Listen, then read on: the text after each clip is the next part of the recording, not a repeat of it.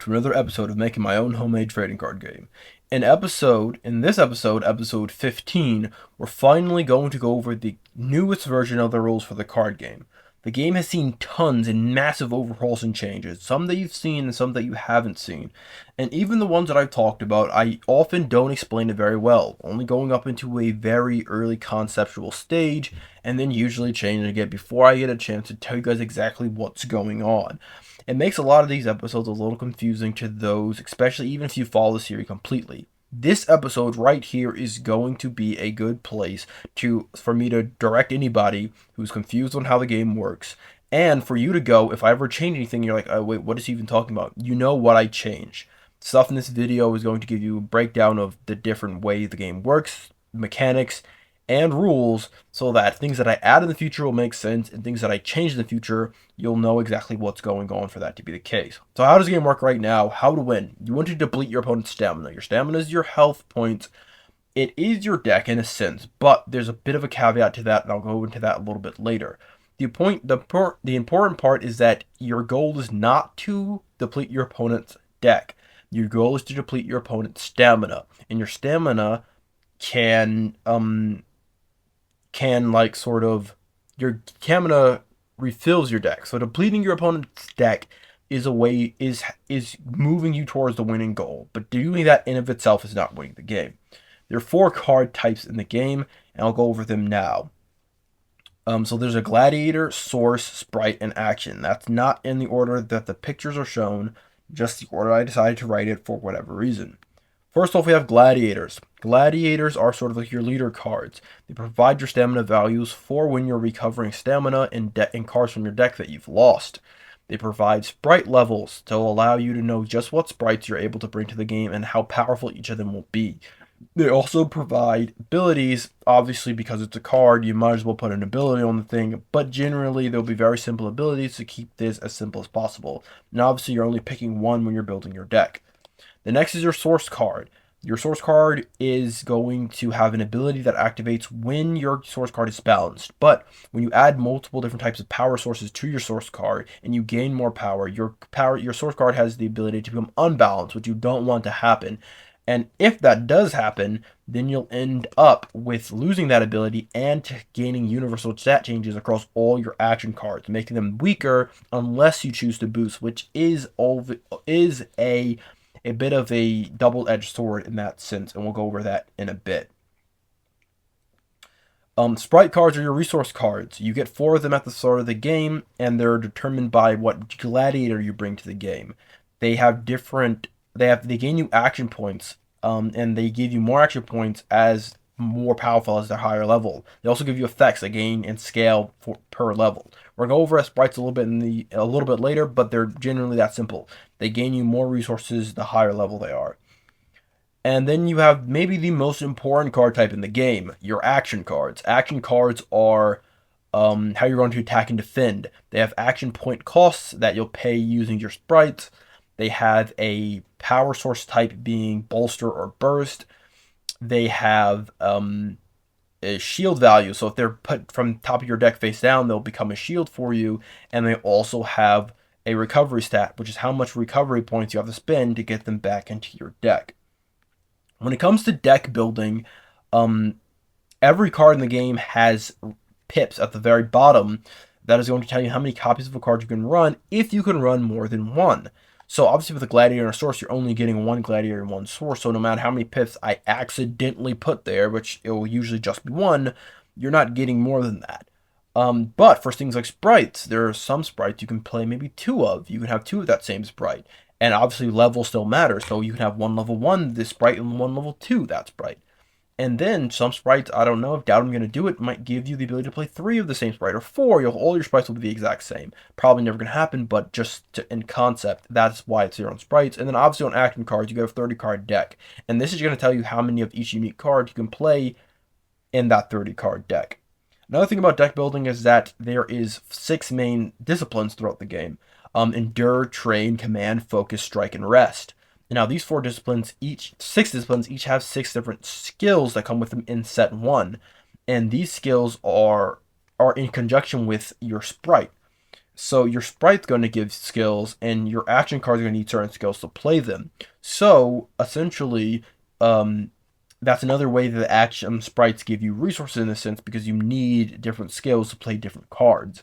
The important part is as the game continues, each of these 6 disciplines will gain different skills you can essentially learn from them, quote unquote, and be expanded. And set one, there's 6 disciplines with six each which are associated with a different skill. Let's take a look at the field now. This is what the field's going to look like. It's a bit chaotic, but when you get your mind wrapped around it, there's not a lot going on. You have your helix in the very center. They're your leader. Makes sense. Behind them is your resources, your sprite zone. All your sprites are in play. All 4 of them face down, and you flip them face up turn after turn. You have an action point zone for your resources. You have a deck, which is where your deck goes. Your discard pile, which is where cards that aren't exhausted go after being used. And then you have your exhaust pile. Exhausted cards, exchange cards, maybe from your opponent effect, from getting attacked, or from boosting, will all go to your exhausted pile. You have your source zone or area where you put your source card, and obviously your burst and bolster will go on either side of that. The turn flow. How does the game flow? So every turn, every round, I don't know how I'm going to end up phrasing it, but you have 3 parts. Your refresh phase, which is essentially where you do all your cleanup. Your combat phase, which are all your main phase, where all the cool stuff happens. And the end phase, which doesn't really exist. It only exists because if it ever says in the game, oh, during your end phase or at the end of the turn, that's when that stuff will happen.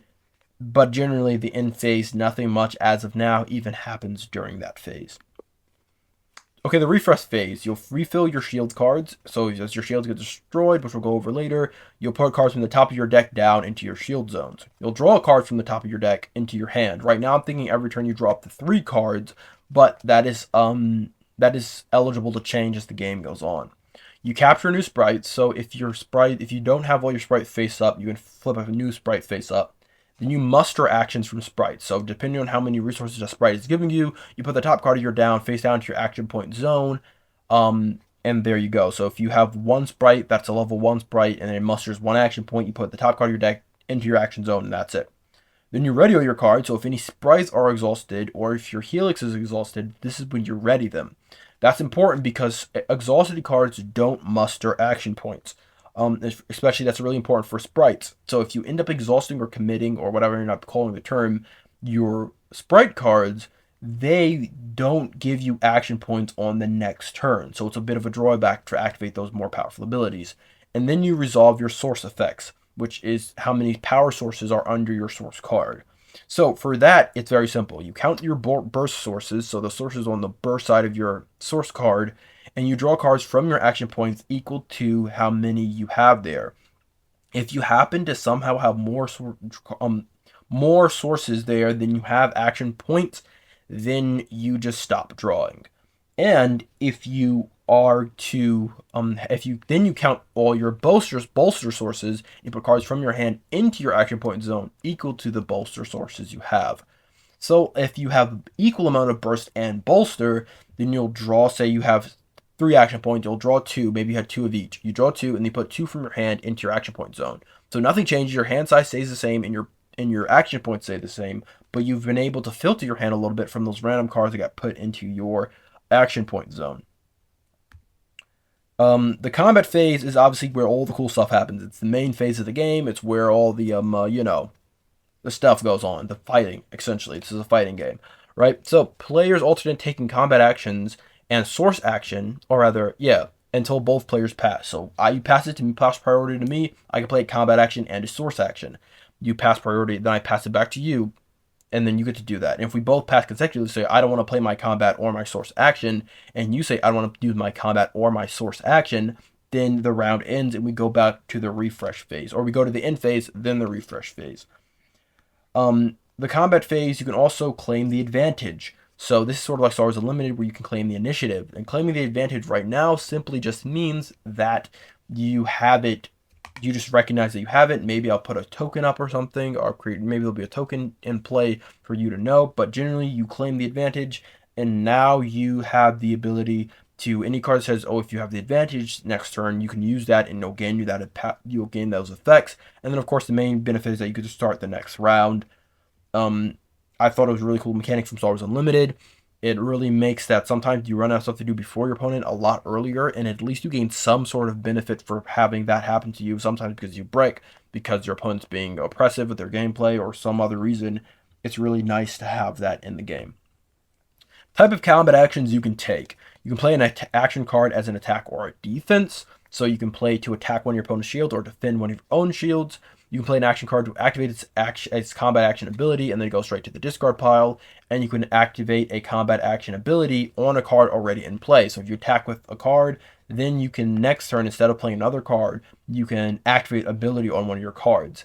And then you can initiate a battle on a shield card. So if you played a card, a shield card, goodness, if you attacked one of your opponent's card, you can initiate a battle on that shield card. Or if you're defending a card, you can activate a battle on that shield to flip it face up and resolve the fighting, which we'll go over in a bit. Source actions come in two types: expend or expand. Expand means you recover the amount of power sources from under your source card, equal to however many you're expending. So if I say expend 2 sources of any type, you can choose any of the 2 power sources types you have under your source card and shuffle them back into your deck. And if you're expanding your power sources, then you take cards from the top of your deck and you put them into whatever it says. So if you say expand bolster 2, then you put the top 2 cards down into your bolster area, your bolster side of your power sources.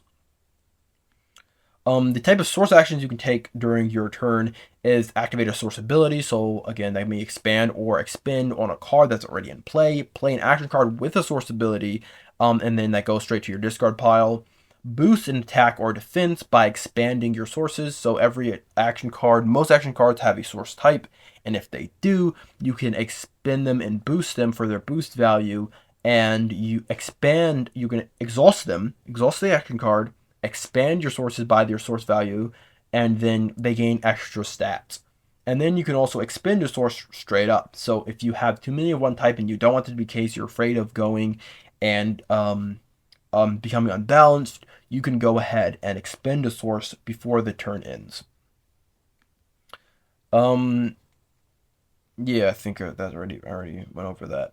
Okay, so this is what a setup field is going to look like. You have your sources. Say this is turn 1. You have a couple cards in your deck. Obviously, you have one mustard action point. You have your one sprite face up. You have your sources with no, obviously, power sources under it. And you have your 3 shields laid out. So say your opponent attacks one of your shields.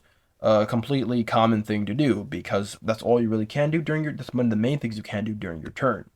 Say they immediately play it as their combat action, and then as their source action, they boost it and exhaust it, which means that after this is going to go to your exhausted zone instead of your discard pile, which it would normally go.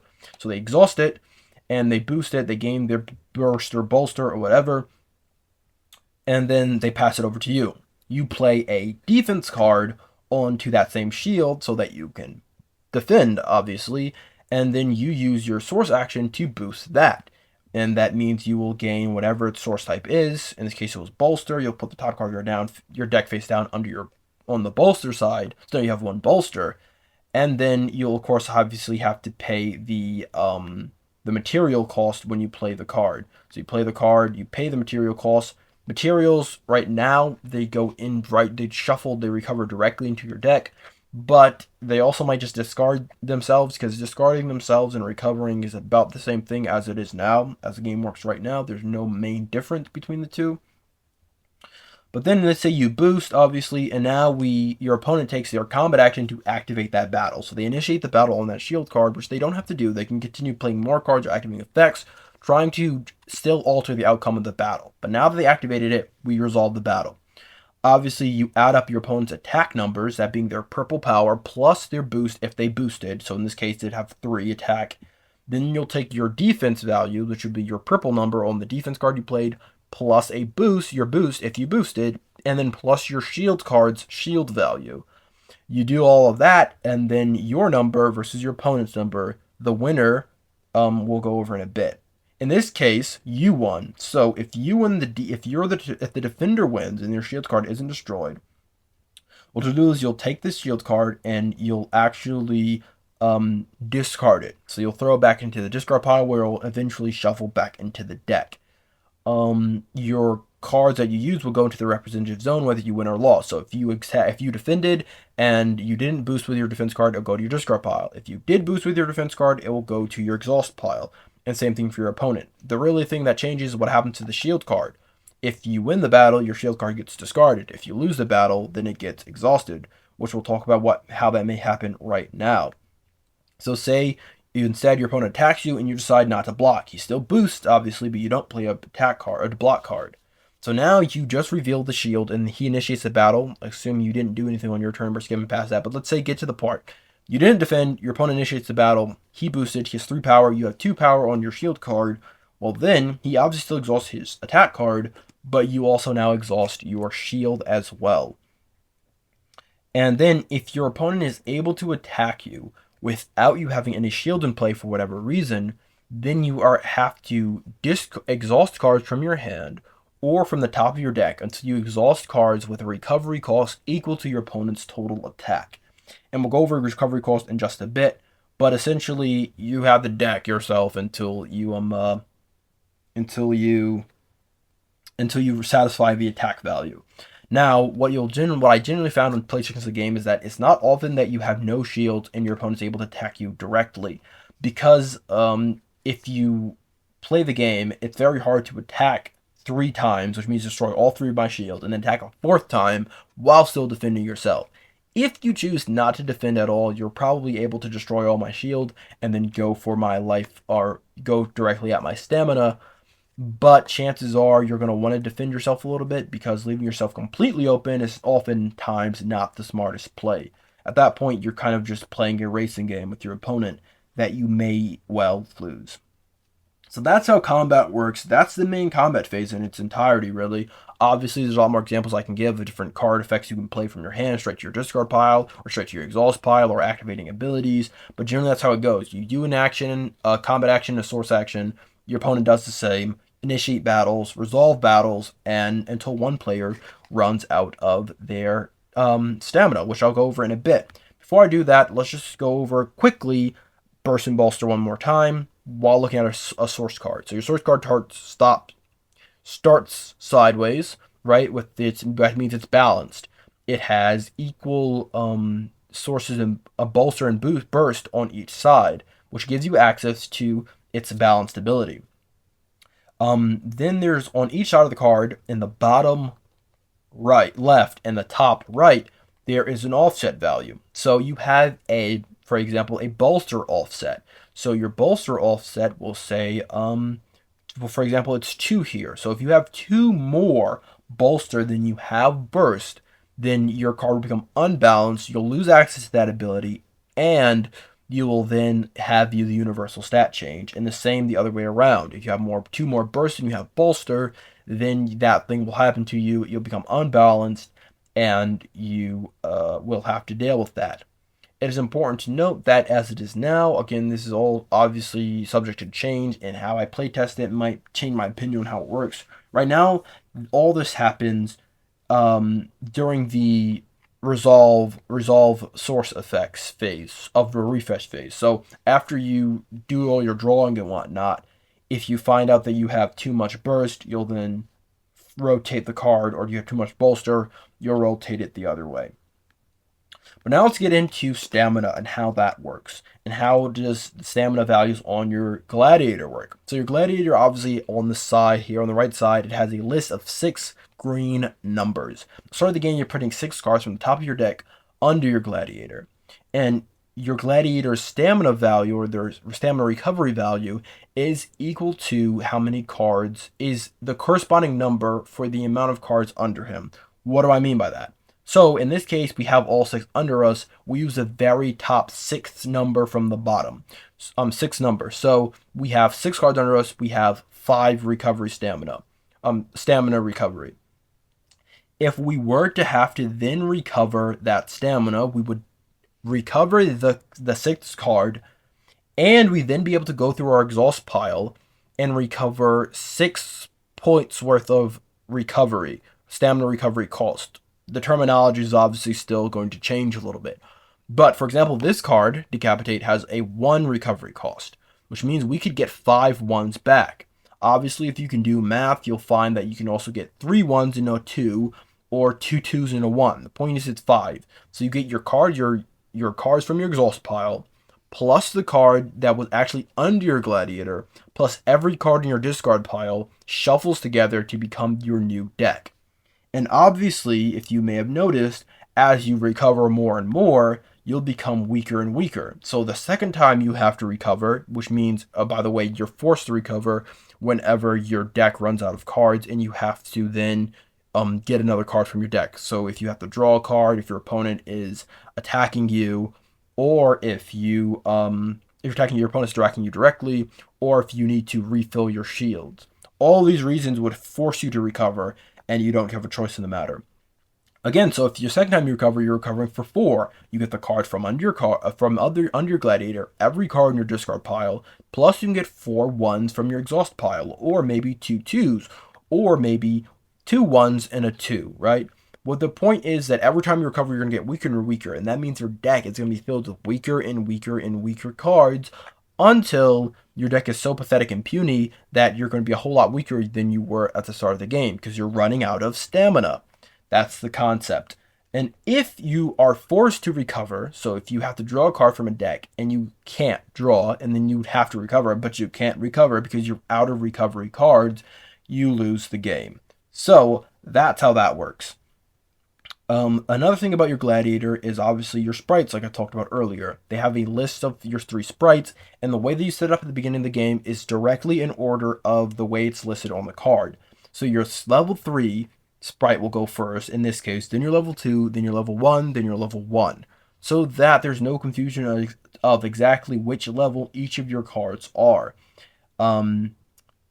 Obviously, each turn you go ahead and flip over a new sprite, and like I said, sprites get more powerful equal to their level. So if in this example, you'd have this sprite would be level 2, which means it would muster 1 action point, and it would gain access to its level 2 abilities.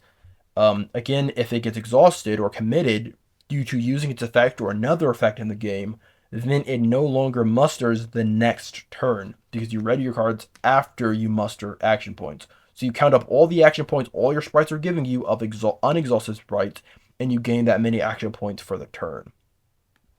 One concept I'm playing around with right now is using the grid style system of combat to actually modify action cards. I'm not sure if I'm going to implement this just yet, and maybe I will test it a little bit and end up removing it, but the idea is that so each card will have a different grid like I'm showing in front of you. So if you're attacking your opponent's leftmost shield, it actually gains +2 to its boost value. If you're defending your leftmost shield, in this case, say if this card had this type of grid, it would gain -1 to its defense boost. And you can also have situations where it'll have a purple number. And so if you're defending or attacking in that zone, no matter whether it doesn't go to your boost, you instantly gain that much to your power.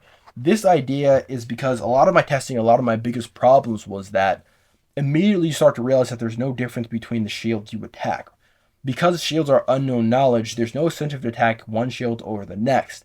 And that's not necessarily a problem, but I wanted to do more within this space there that makes it more important where you choose to attack. If I didn't say it already during this video, you can only attack one shield. You can't attack one shield multiple times. So what that means is that if I attack a shield, I can't then on my next action play another attack onto the same exact shield. I have to then choose a different target or activate that battle. If I choose to initiate a battle and destroy that shield, whether because I lost or I won, then I have to choose another shield that's still active. I can't choose the empty spot yet. I have to choose another shield. And then when I do that, if I choose the other shield, then I sort of have to go through all the rows. So I have to destroy each of my opponent's 3 shields one by one before I can then attack them directly, which is why I said it doesn't happen often. But generally, it doesn't matter what shields you attack. This at least gives you a choice. If you fill your deck full of all cards that attack left for a big number, then you'll only be able to gain that benefit some of the time. And so it adds another level of complexity to that as well. It also means that your opponent can at least maybe, if they're afraid of a certain card, they'll know where it's the most powerful and they can plan to defend or whatever accordingly. Anyway, that's pretty much it for the gameplay. Like I said in the last video, I'm trying to focus in and dial in, which is why I'm making this video partly, dial in on finishing this game. And that means I need a clear idea of how it's going to play out. Right now, the plan is simple. We're going to design the core rules of the game. We're going to then playtest the game a bunch, develop art and assets, and all throughout that process. And then obviously, we're going to design some products, finish up the gameplay rules, and ship it out to you guys and myself, of course. So right now, it's super simple, super straightforward. Right now, we're still in phase one. We're still developing the core rules. But like I said in this video, I'm really happy with these rules. So this might be already done phase. We might be ready to move on to phase two pretty soon. That being said, as we get into phase two, it will become more and more apparent that I'm not going to want to upload every small update because there won't be huge updates anymore to go over. It'll be simple things like small rule changes, adding and art to certain cards and changing card abilities and making new cards, in which I'm going to probably go over a little bit as time goes on. But that's going to be a really long amount of time where there's not much happening. So what I'm going to do instead is that you guys go over to the Homemade TCG community Discord, which I believe I had a link in the description of the last video. I'm going to add another one here. You go to the Homemade TCG section and you search up Helix Arena, which is the name of the game, and you go pay attention and, or rather, I don't know what you call it, follow that page and that post where I'm going to start posting updates and changes and different things, different ways the game is going to work. Obviously, I'm going to still upload to the channel, but I'm going to try to focus my updates to that part so that when so that it will be more easy for me to just dump small updates again and again and again over the course of the weeks. If you want to catch those small updates, you want to go there. And if you end up wanting to obviously only care about when the new episode drops, that will be fine too, because that's when all the big important stuff is going to be talked about. And that's going to be it for today's video. I hope you guys enjoyed it. I hope you guys are getting excited about the game. Super simple rules. I'm really happy with this newest version because of that. The rules are super simple. Gameplay flows super nice, even if it isn't perfect. And I'm having a lot of fun playing with myself. Obviously, the next step is going to be testing out with another person, seeing how easy they pick up the game, and seeing how much fun they have playing. Because a lot of times in card games, a card gamer who created the game might find the game super, super, super fun. And then somebody who isn't really attached to it emotionally at all, they're going to play it and then they're going to be like, okay, well, this is nice, but it's nothing special. Like, even if they don't hate it, they might not see a reason to ever play it because it's not better than any of the games they're currently playing. That being said, again, I'm going to have to show it to some other people. But I hope you guys come back for the next episode. Next time, I'm probably going to just do a playtest to show you guys how the game functions. I'll, of course, go over whatever updates I end up changing, and then jump into a playtest. And hopefully, we're going to finally get into mass producing some of this art for the game, which I keep saying I'm going to get started, and then I change the rules, and as such, the art's going to have to be rearranged and changed. But, can't wait. It's getting exciting. It's getting real. We're getting close to finally moving on into a point in which the game is starting to look like it's going to be finished. And I hope you guys stay along for the rest of the journey. Well, that's going to be all for now, but if you guys enjoyed this video, make sure you guys go ahead and watch some of our other videos that we've made on this channel. Also, give this video a like if you thoroughly enjoyed it. And of course, subscribe to the channel so you don't miss any of our future content. And I hope to see you guys back at the Roost.